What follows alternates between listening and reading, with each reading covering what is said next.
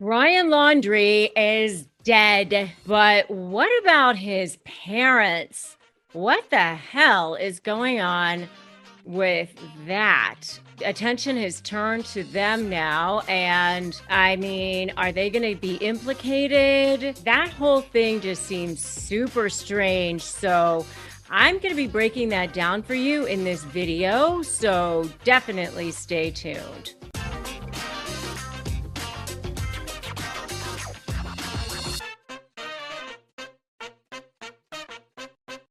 Hey there, I'm Rebecca Zung. I'm an attorney. I'm a narcissist negotiation expert. And on this channel and in these videos, I talk about negotiation and all things narcissism as well. So if that sounds good to you, and if you want to shift the dynamic and become more powerful with the most toxic personality on the planet, then feel free to subscribe to this channel and hit that notification bell. Okay, so I have talked in the past about how I felt that Gabby Petito was a victim of narcissistic abuse by Brian Laundrie, and you are welcome to check out some of those videos if you'd like. Of course, now she's dead. We know that she was strangled. I think that he probably did that, and I talked about that in one of my videos as well. Of course, now that he's dead too, we'll never know the exact truth of what happened. Unfortunately, her parents will never get closure, but there's some strange things that happened leading up to his death.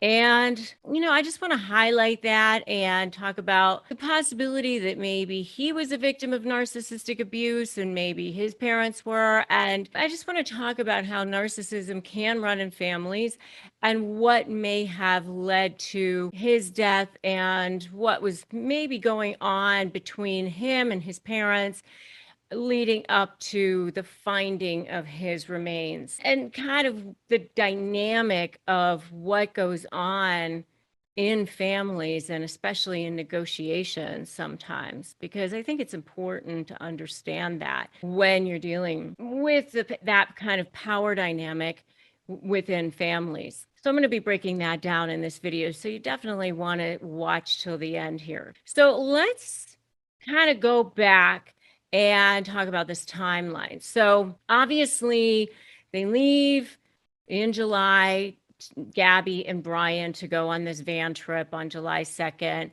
They go cross country. August 12th, they have this situation. The police are called. That 911 call happens. That body cam footage, it happens on that date, and they're stopped. The police speak to the two of them. They're separated that night. I don't know that they were actually separate, but they were supposed to separate that night. We know that at some point after that, he went back to Florida. Brian went back to Florida for a couple of days. Then he goes back out west to meet her again.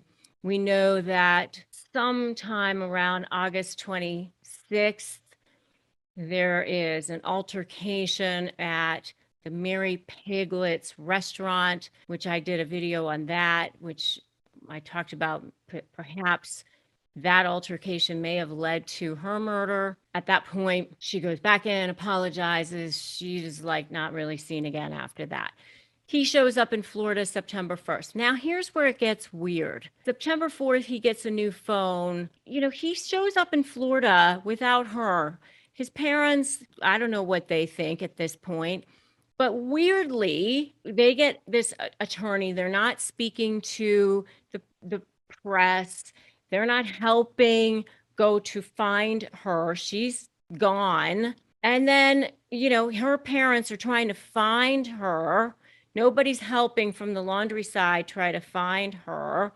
And they all just decide, you know what? Let's go camping.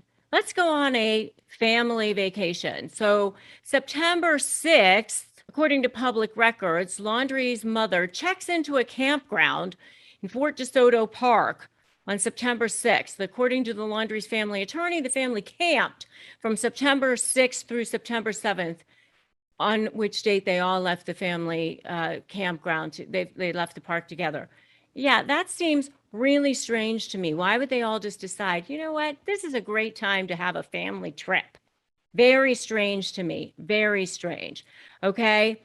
And then around September 11th, now Gabby's family reports her missing. I mean, Gabby's family is frantically trying to find this girl, and they're all like, having a family trip. They're not speaking to the press. They are hiring an attorney. Strange things are going on in the Laundrie family side of things at this point. Then, okay, while the Petito family is frantically still searching, at some point, Laundrie leaves his home again to go camping. Now, Laundrie's parents say he left the home on the 14th, but then they go back and tell the FBI, oh no, we think maybe we got the date wrong. Maybe it was the 13th. They go back and change their story. They don't know what date he actually left the home.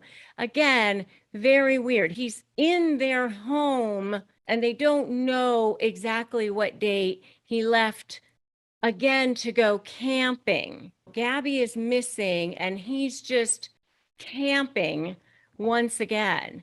And they don't know what date he leaves to go camping. It's all very strange that again, he's like hiking. He left to go hiking in this preserve, and there was something with his car, and they were helping him with getting ready to go camping and hiking. All this with camping and hiking at this time. It's all very, very strange to me. Very, very strange.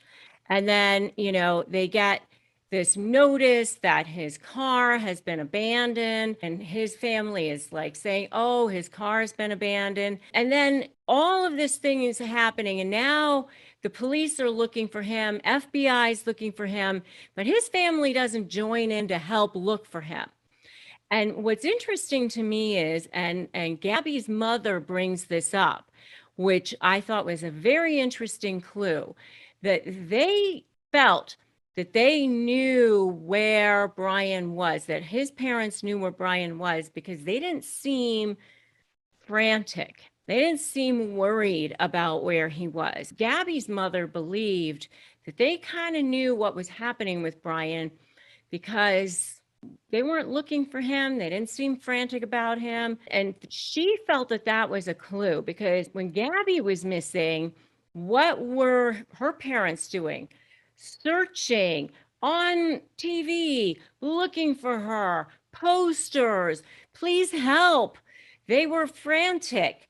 You didn't see that from Brian's family when he was missing, did you? And that was a clue that Gabby's mother brought up that said, hey, we pretty much think that they know where he is. And they didn't join in to start helping to look for him until October 6th. Again, very strange. It wasn't until his remains were found, and then suddenly his parents knew where to look, and his parents found the backpack and found the remains. And it seemed like his family's attorney seemed quite defensive about, that he knew where to look and all those sorts of things. And yesterday during the press conference.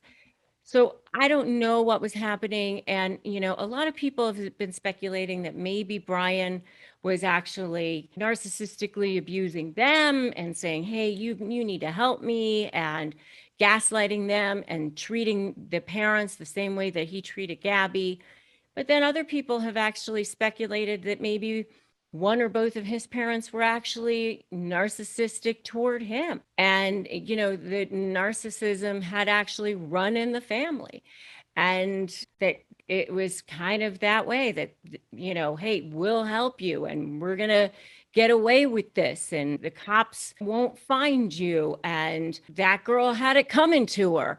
So maybe that he came home and said, I did a bad thing. And right away they said, well, you're not going to have to pay for this, and this is what you're going to do. And so who knows how that all went down. And maybe they didn't know what he had done. I don't know. But the bottom line is that if they did know what he did, which It certainly seems that they probably did. I mean, how could they not? I mean, they got an attorney involved, and there was all this suspicious stuff that was going on leading up to his death. They will still be held accountable, even though he's dead, if there is a way to tie him to her murder. There hasn't been anything released other than the fact that she was strangled. If there was some sort of DNA or something that it ties her death to him, that there's some way to prove that he was the one that killed her, and they were somehow, there's a way to prove that they knew that he did it and they were covering it up, then they will be held accountable and they will be able to be charged for aiding and abetting that murder and helping him to cover it up. So it's all very, very sad, of course. And, now we've got two young kids who are dead.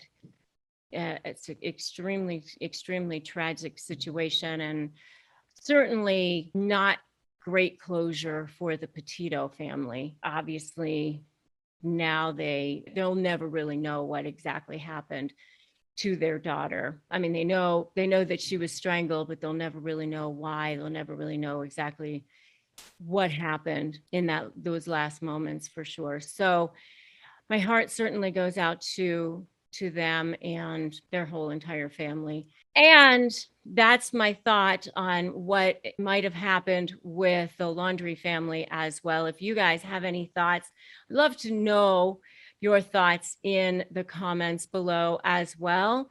And if any of you are dealing with negotiating with narcissists or with anyone, you are certainly welcome to grab my free Crush My Negotiation Prep Worksheet at winmynegotiation.com.